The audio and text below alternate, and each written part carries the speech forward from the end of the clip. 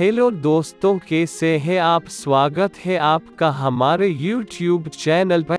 एक समय की बात है, शहंशाह अकबर और बीरबल बाग में घूम रहे थे। घूमते घूमते दोनों में चर्चा हो रही थी कि ईश्वर के दर्शन कैसे हो। तो बीरबल ने शहंशाह अकबर को ईश्वर दर्शन के सारे मार्ग जो शास्त्रों में बताए हैं वो कहे, पर अकबर को इससे संतुष्टि नहीं हुई। तो उसने बीरबल से कहा, बीरबल, मुझे 2 दिन के अंदर ईश्वर के दर्शन का वो तरीका बताओ जो एकदम आसान हो, वरना हम तुम्हारा सर कलम करवा देंगे। अब बीरबल तो घबरा गया और सोचने लगा कि अब मैं शहंशाह को क्या जवाब दूं। ये सोचते सोचते बीरबल जा रहे थे कि उन्हें रास्ते में एक महात्मा मिले। उसे बीरबल ने प्रणाम किया। महात्मा ने बीरबल को आशीर्वाद दिया और बोले, क्या बात है बीरबल, बहुत चिंतित दिखाई दे रहे हो।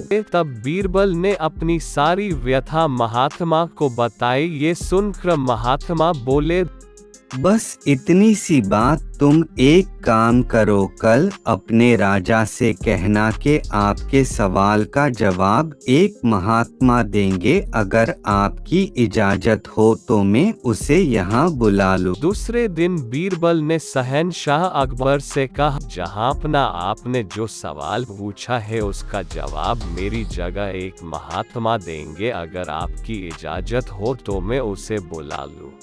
ठीक है, बुला लो। अब महात्मा अकबर के पास आए और बोलिए राजन, क्या जानना है आपको? आप ये बताएं कि ईश्वर हमें कैसे मिल सकते हैं। राजन, ईश्वर हमें ऐसे ही मिल सकते हैं जैसे आप हमसे मिले। मतलब जैसे एक राजा जब उसकी मर्जी हो तब जिसे चाहे उसे मिल सकता है, वैसे ईश्वर हम सबके राजा है। वो जब चाहे तब हमें मिल सकता है। पर जिस तरह अगर किसी सामान्य प्रजाजन को अगर राजा से मिलना है तो उसे राजा को मिलने की जो प्रक्रिया है वो सब पूरी करनी होगी, और उसके बाद भी अगर राजा चाहे तो ही वो राजा से मिल सकता है। उसी प्रकार सामान्य मनुष्य को अगर ईश्वर के दर्शन करने हैं तो उसके लिए शास्त्रों कई सारे रास्ते बताए हैं, उसका पालन करना होगा और उसके बाद उस पर ईश्वर की कृपा होगी और उसे ईश्वर के दर्शन होंगे।